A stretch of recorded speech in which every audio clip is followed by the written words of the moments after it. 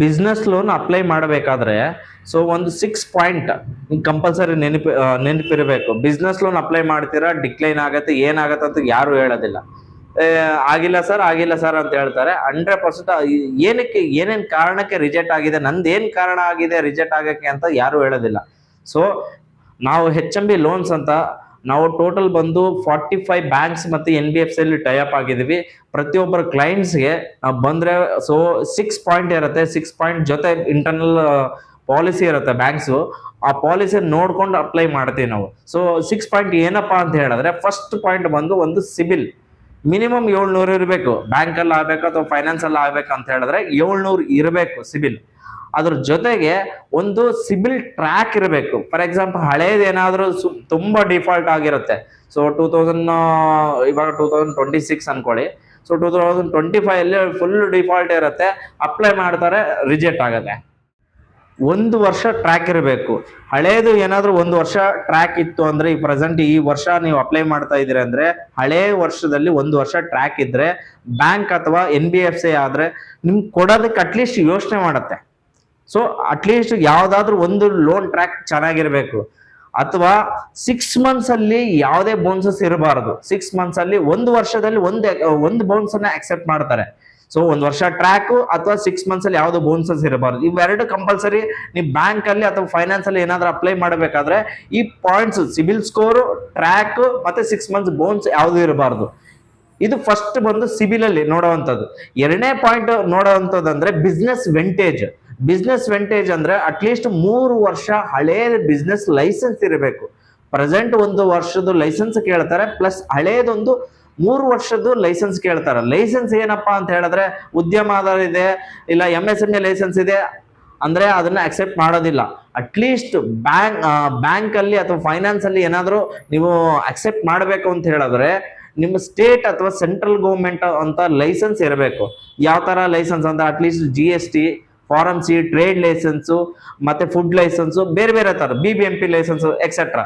ಈ ತರ licence online verify ಆಗುವಂತ ಲೈಸೆನ್ಸ್ ನೀವು ಹಳೇದು ಒಂದು 3 ವರ್ಷದ್ದು ಹೊಂದಿರಬೇಕು, ಪ್ರೆಸೆಂಟ್ ಒಂದಿರಬೇಕು.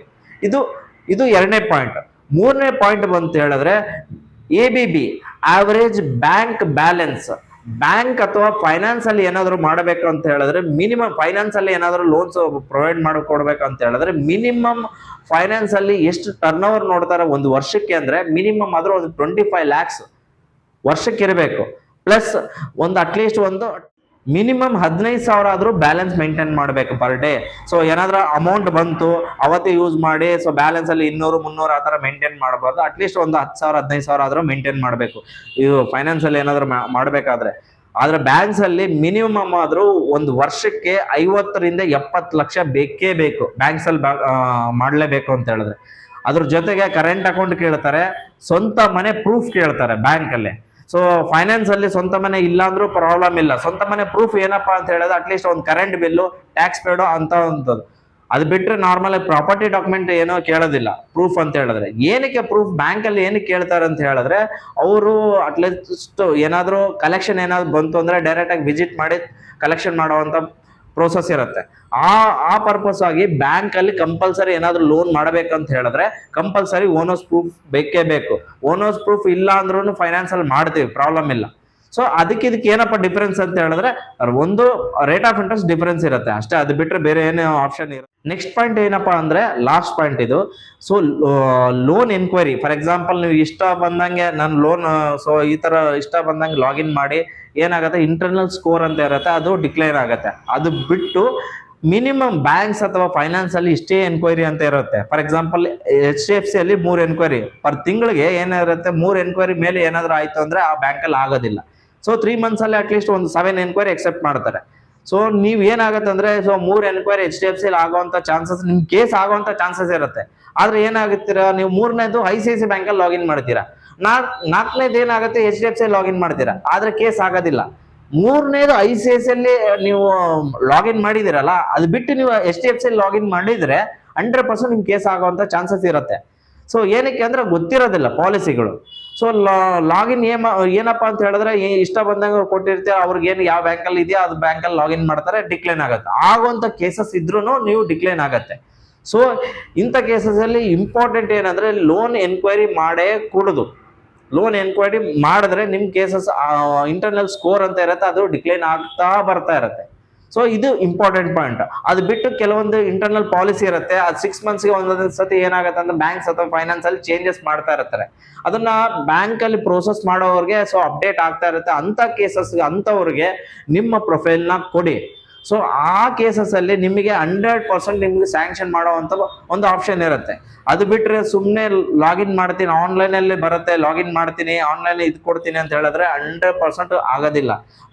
ಏನಕ್ಕೆ ಆಗೋದಿಲ್ಲ ಅಂದ್ರೆ ನಿಮ್ ಪಾಲಿಸಿಗೆ ಗೊತ್ತಿರೋದಿಲ್ಲ. ಪಾಲಿಸಿ ಏನ್ ಗೊತ್ತಿರೋದಿಲ್ಲ. ನೀವು ಫಾರ್ ಎಕ್ಸಾಂಪಲ್ ಈ ಪಾಯಿಂಟ್ಸ್ ಗಳೆಲ್ಲ ನೀವು ನೆನ್ಪಿಟ್ಕೊಂಡಿರ್ಬೇಕು. ಏನಾದ್ರೂ ಅಪ್ಲೈ ಮಾಡಬೇಕಾದ್ರೆ ಈ ಪಾಯಿಂಟ್ಸ್ ಅನ್ನ ನೀವು ವೆರಿಫೈ ಮಾಡ್ಕೊಂಡು ಬ್ಯಾಂಕ್ ಅಲ್ಲಿ ಸೂಟಬಲ್ ಆಗತ್ತಾ, ಫೈನಾನ್ಸ್ ಅಲ್ಲಿ ಸೂಟಬಲ್ ಆಗತ್ತಾ ವೆರಿಫೈ ಮಾಡ್ಕೊಂಡು ಲಾಗಿನ್ ಮಾಡ್ಕೊಡುದು.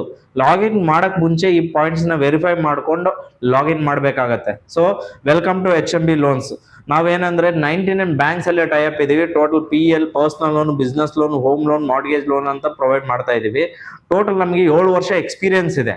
ಸೊ ಯಾವುದೇ ಬಿಸ್ನೆಸ್ ಲೋನ್ ಆಗ್ಲಿ, ಪರ್ಸನಲ್ ಲೋನ್ ಆಗ್ಲಿ, ನಾವು ಬಂದಾಗ ಕಸ್ಟಮರ್ ಪ್ರೊಫೈಲ್ ನ ವೆರಿಫೈ ಮಾಡ್ಬಿಟ್ಟು ಯಾವ ಬ್ಯಾಂಕ್ ಅಲ್ಲಿ ಸೂಟಬಲ್ ಆಗುತ್ತೆ, ಫೈನಾನ್ಸ್ ಅಲ್ಲಿ ಸೂಟಬಲ್ ಆಗುತ್ತೆ ಅದನ್ನ ನೋಡಿ ಲಾಗಿನ್ ಮಾಡಿದ್ವಿ. ಲಾಗಿನ್ ಮಾಡಿದ ತಕ್ಷಣ ಅಟ್ಲೀಸ್ಟ್ ಒಂದು 3 ಬ್ಯಾಂಕ್ಸ್ ಅಲ್ಲಿ ಲಾಗಿನ್ ಮಾಡಿದ್ರೆ ಅಟ್ಲೀಸ್ಟ್ ಒಂದು 2 or 1 hour ಬ್ಯಾಂಕ್ ಅಲ್ಲಿ ಸ್ಯಾಂಕ್ಷನ್ ಬರುತ್ತೆ. ಸೊ ನಮ್ ಕಡೆ ಏನಾದ್ರು ಸರ್ವಿಸ್ ಏನಾದ್ರು ರಿಕ್ವೈರ್ಮೆಂಟ್ ನೀವು ತಗೋಬೇಕಾಗಿದ್ರೆ ದಯವಿಟ್ಟು ನಮ್ಮ ನಂಬರ್ಗೆ ನೀವು ಕಾಲ್ ಮಾಡಬಹುದು. ನಮ್ಮ ನಂಬರ್ ಬಂದು ನಿಮಗೆ 7022610694. ಇನ್ನೊಂದು ನಂಬರ್ ಬಂದು 7406173122. ದಯವಿಟ್ಟು ನಿಮ್ಗೆ ಏನಾದ್ರು ರಿಕ್ವೈರ್ಮೆಂಟ್ ಇತ್ತು ಅಂತ ಹೇಳಿದ್ರೆ ದಯವಿಟ್ಟು ನಮಗೆ ಕಾಲ್ ಮಾಡಿ.